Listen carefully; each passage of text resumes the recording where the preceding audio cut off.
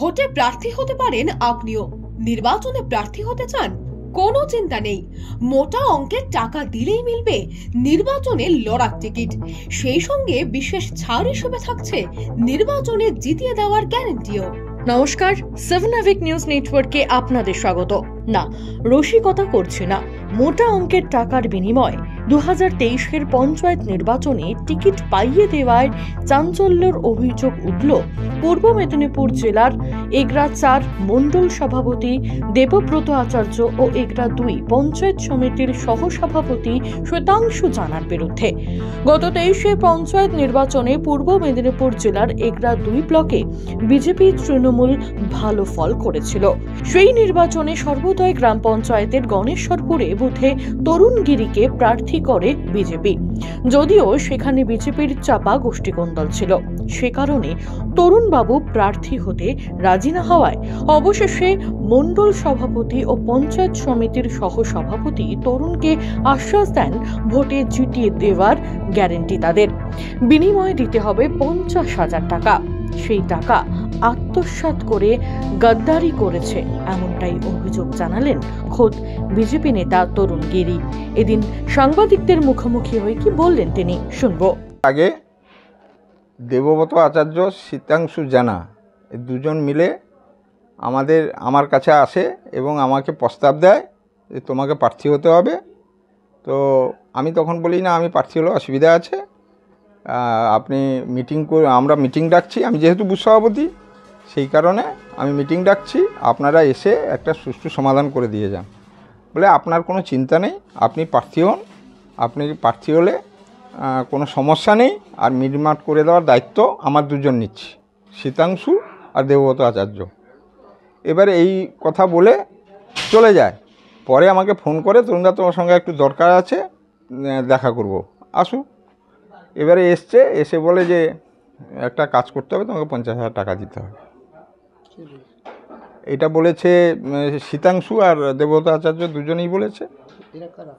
এরা দেবব্রত আচার্য হচ্ছে মণ্ডল সভাপতি, আর শ্বেতাংশু জানা হচ্ছে আমার অঞ্চল জিএস ছিল আমার গণেশ্বরপুরে, আমার 7 নম্বর অঞ্চলের জিএস শ্বেতাংশু জানা। তারপরে আমার লিস্ট এই যে বললাম, এই ঠিক পঞ্চায়েত যেদিন নমিনেশন করব তার আগের দিন রবিবার রাত্রে হোয়াটসঅ্যাপ করে পাঠালো জেলা থেকে আমার নাম। আমি তখন কি করব, দাঁড়াতে হবে আমাকে, পঞ্চায়েতে নমিনেশন ফিল আপ করতে হবে। তো আমি নমিনেশন ফিল আপ করতে যাব, তখন তারা বললো যে ঠিক আছে আপনি চলে যান, আমি সব মিটমাট করে দেবো।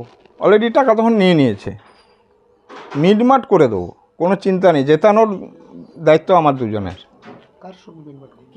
মিটমাটটা বলতে আমার দলের ছেলেরা, মানে প্রার্থী নিয়ে সমস্যা হয়, প্রার্থী নিয়ে যে সমস্যাটা হয় তারা তখন বলে যে তরুণদা না, দেবব্রত দাসকে করাতে হবে।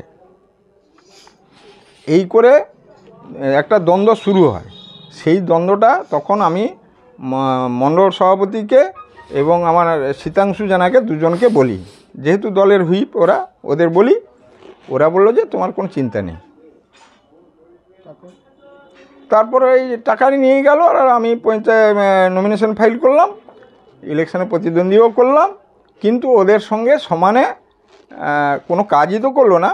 ওই যে যারা দলবিরোধী কাজ করলো তাদের সঙ্গে সমানে আতাত করলো, এবং তারপরে কি আর হয়েছে, এই টাকা আমার আর ফেরত আসছে না। আপনি কি পঞ্চায়েতে জিতেছেন? না, আমি জিততে পারিনি, আমি সেকেন্ড পর্যায়ে আছি। জিতে যায় তিনি। যদিও মেদিনীপুরের সাংগঠনিক জেলা যুব মোর্চার সম্পাদক অমলেশ পাহাড়ির সাফাই, বিজেপি অত্যন্ত শৃঙ্খলা পরায়ণ দল, বিজেপি এই সমস্ত কাজকে প্রশ্রয় দেয় না। মুখ থেকেই শুনলাম, বিষয়টা তো জানি না কতটা সত্যতা, কে দিয়েছে কে নিয়েছে, এটার মধ্যে কি ঘটনা ঘটেছে এই বিষয় নিয়ে আমার জানা নেই।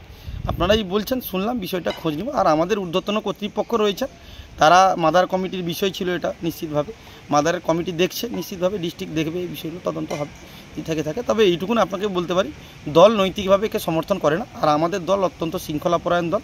বিষয়টা কোথায় মনে গুলিয়ে যাচ্ছে, তা আমাদের দলের কোনো কর্মী এরকম ধরনের কাজ করে বলে আমার মনে হয় না। তো তার মধ্যেও যদি করে থাকে নৈতিকভাবে তার শাস্তি পাওয়া উচিত, সেটা ঊর্ধ্বতন কর্তৃপক্ষ দেখছেন। এই বিষয়ে আমি বলতে পারবো না। আমি যুব মোর্চার লোক, এই বিষয়টা নিয়ে বেশি করে আমার বলার কোনো জায়গা নেই। তবে আমি কথা বলে দেখবো বিষয়টা, যিনি অভিযোগ করছেন তার ঘটনার কতটা সত্যতা সেই বিষয়টা নিয়ে কথা বলে দেখতে পারি, এই পর্যন্ত বলতে পারি। পূর্ব মেদিনীপুর থেকে মদন মাইতি, 7 নাবিক নিউজ। সমস্ত খবরের আপডেট পেতে লাইক করে সাবস্ক্রাইব করুন 7 নাবিক নিউজ। সেই সঙ্গে বেল বাটন প্রেস করতে ভুলবেন না। আপনাদের একটা সাবস্ক্রিপশন আমাদের জন্য অত্যন্ত মূল্যবান। জয় হিন্দ।